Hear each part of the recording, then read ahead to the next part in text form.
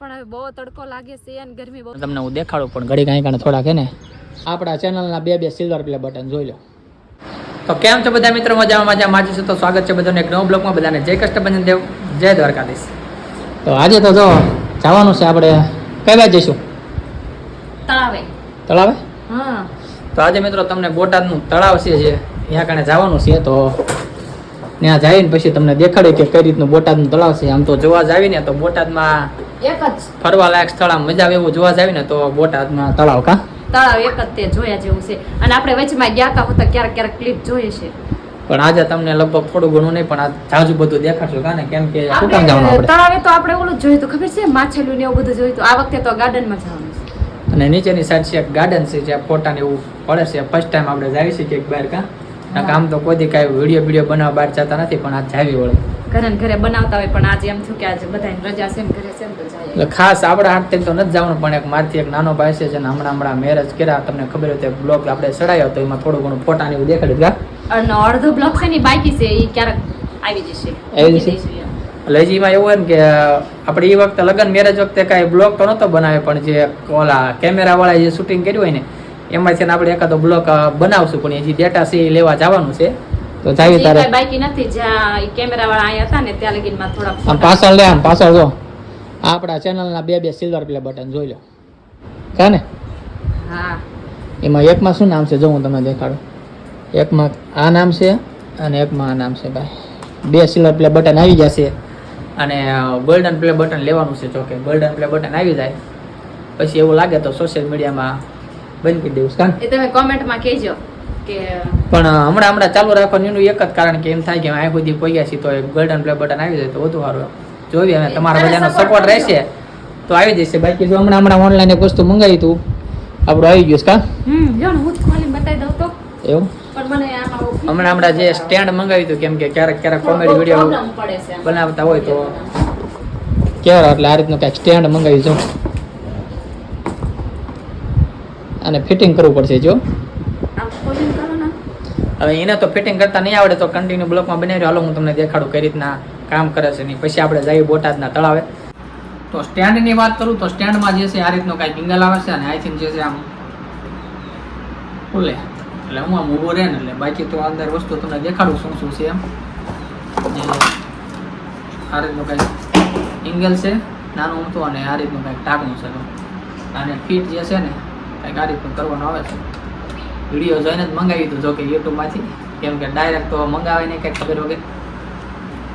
એટલે આ રીતનું જે છે આમ ફિટ થઈ જાય કણે અને ત્યારબાદ જે છે આને ચકડી થામ ફિટ કરી દેવાનું. એટલે આ થઈ ગયું આપણું સ્ટેન્ડ. આમાં જે છે આપણે ફોન જે છે એ રાખીએ કાંઈ કેમ કે આ ફોન છે અને આ જે છે આમ તો થાય આમ તો આ કણે આપણે આમ ફોન જે છે એ મેકી દેવાનો. એટલે અને આથી આમ ઊંચું હોતક થાય જેટલું કરવું એટલું. જો તો ઘણી બધી ઊંચી દાંડી છે દાંડી. અને આ રીતનું ફોનમાં જે છે શૂટિંગ કરવા હાટું આપણે પેસાલા મંગાવ્યું હતું જોકે ફોને પડી ગયું પણ હરખું ફિટ કરો એટલે ફોન બોન ન પડે કાંઈક આ ટાઈપનું જો થઈ જાય. કેવું લાગ્યું? બહુ મસ્ત છે. ક્યારેક મંગાવજો તમે એમ જ મંગાવી લીધું છે. હજી યુઝ કરી પછી ખબર પડે આ ફોન ક્યારેક પડી જાય છે એટલે આનું બહુ નક્કી ન કહેવાય. અત્યારમાં જોઈએ ને કઈ રીતનો લપટી ગયો એમ પણ વાંધો ન આવે હેઠે તો પણ ક્યારેક ધ્યાન રાખવું પડે ફોન. હવે તમને પ્રોફેશનલ રીતે તમને દેખાડે જો.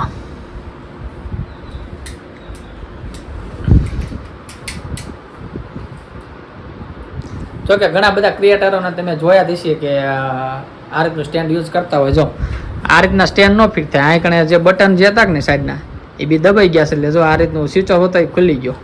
એવું થયું એટલે બટનથી થોડુંક હેઠું રાખવું પડે કેમ કે નકાની બટનથી તો ક્યારેક સ્વિચ ઓફ થઈ જાય ને એ રીતનું થતું હોય.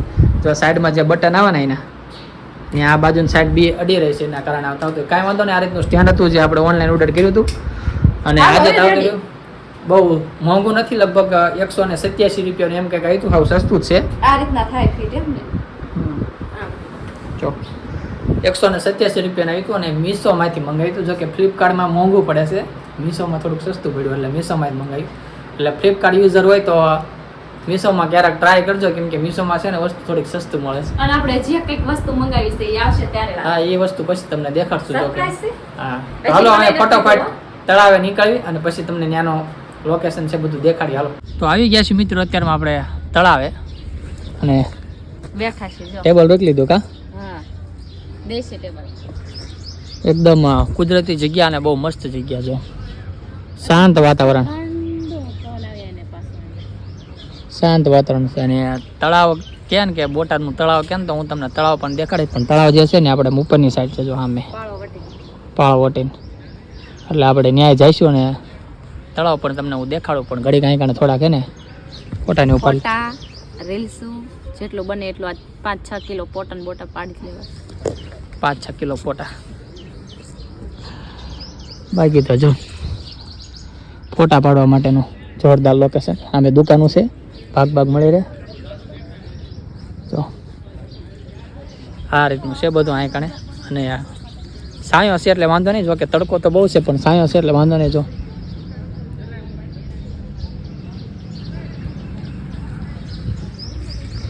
અને આ છે બિલ્ડિંગ ભાઈ. લોકેશન એક નંબર છે. લોકેશનમાં કાંઈ ન ઘટે. થોડા જાજા ફોટા પડ્યા ને ત્યાં થાકી ગઈ. હા, તડકો બહુ છે. આ લાગતો જ નથી તડકો. છાયો મસ્ત છે પણ તોય પવન થાક લાગે. જગ્યા કેવી લાગી? બહુ મસ્ત. પહેલી વાર જોઈ? ના હવે બીજી વાર જોઈ. બીજી વાર. હા, તળાવે તો જાતા તો એલી બાજુ આપણે દશામાની મૂર્તિ ને એવું બધું પધરાવા જાતા. એના બ્લોક હશે અંદર તળાવના તો, પણ વિસર્જનનું હતું. અને આ નીચેનો બગીચામાં નતા એક એના બ્લોક ઉતાર્યો કા? ના, બ્લોક એને રીલ્સ લગભગ એક હતી. એક હતી એટલે બગીચો જોયો ને તે? મસ્ત કેવો ઝાડવા છે અહીં કંઈક મસ્ત ઓલી હુંડળી બની હતી. ઝુમ્મર બનાવ્યા ઝુમ્મર. એકદમ સાયો છે, ઠંડુ વાતાવરણ. હાલો, પાણી બધે છાંટ્યું ને એટલે થોડા ઘણા વિડીયો બનાવી 5-6 કિલો. અને હવે જે દેખાડવાનું છે એ છે તળાવ કા? તડકો લાગી ગયો ને? હવે લાગ્યો ને તડકો? તડકો બહુ લાગે છે. જો કેટલા બધા કબૂતરા છે. હા છે તળાવ. આમ આપણે ઓલી લોટની ગોળી નાખવાય તો મસ્ત નહીં. હા, આગળ જો કે ઘણી વાર આ જગ્યાએ આવી ગયેલા પણ બતાવી છે કાન? હા, ઘણા બ્લોકમાં 2-3 બ્લોકમાં છે. મસ્ત જગ્યા છે પણ અત્યારમાં થોડોક તડકો લાગે છે એટલે જગ્યા મસ્ત ન કહેવાય. એક વખત કેટલો હાઈટમ ઉપર કેટલો વરસાદ આવ્યો તો ખબર? 3-4 રીત આ બધું ઢોકાઈ ગયું. કાં આવા જ નહોતો દેતા. અત્યારમાં પાણી ઘણું ઓછું થઈ ગયું છે ને પેલા પાણી હતું ને તારે આગળ ઓલી ગાડી ઉભી રહી હતી નતા આવવા દેતા, પણ અત્યારમાં ઓછું થઈ ગયું. આગળથી પધરાવા જ નહીં. જો આ છે ભાઈ તળાવ. ફરવા લાયક જગ્યા સારી છે પણ સાંજના ટાઈમે આવજો. અમારી પણ તડકાના ન આવતા. અમારે પાસે ટાઈમ નતો એટલે અમારે તડકામાં આવવું પડ્યું કા? કેમ છે? તડકો બહુ લાગે. આ રોજ સારું હાલો ફટાફટ થોડા ઘણા ફોટા પાડીને પછી નીકળવી. ફોટા ને એવું બધું તો પાડી લીધું છે કાને? હા, પણ હવે બહુ તડકો લાગે છે અને ગરમી બહુ થાય છે. હું જતું રહેવું છે. તો હાલો ફટાફટ બીજા લોકેશને જઈએ કાને?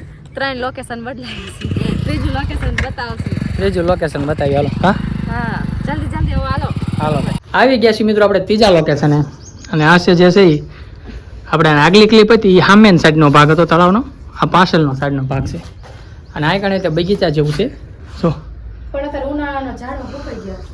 ઉનાળાના ઝાડવા સુકાઈ ગયા એટલે બહુ કાંઈ ખાસ લાગતું નથી, પણ છે લોકેશન બહુ મસ્ત છે. અને આ કારણે નર્સરી છે. બાકી આ રોડ ઝાડવા વેચતા મળે ને. હે આપણે ઘરે ઝાડવા રોપાય તો નખરા મળે. એવું ઓલા લઈ જવા હે ઘણા હે બચ્ચા. તો સારું હાલો. આ તો લોકેશન ત્રીજું. આ કારણે થોડા ઘણા ફોટા પાડીને વિડીયો ઉતારીને પછી આવી ગયા છીએ અમે ઘરે. વિડીયો ઉતારી નાખ્યા, ફોટા બોટા પાડી લીધા અને અમારો બ્લોગને અહીંયા જ એન્ડ કરવી છે. તો લાઈક કરજો, શેર કરજો, સબસ્ક્રાઇબ કરજો. તો મળીએ નવા બ્લોગ સાથે.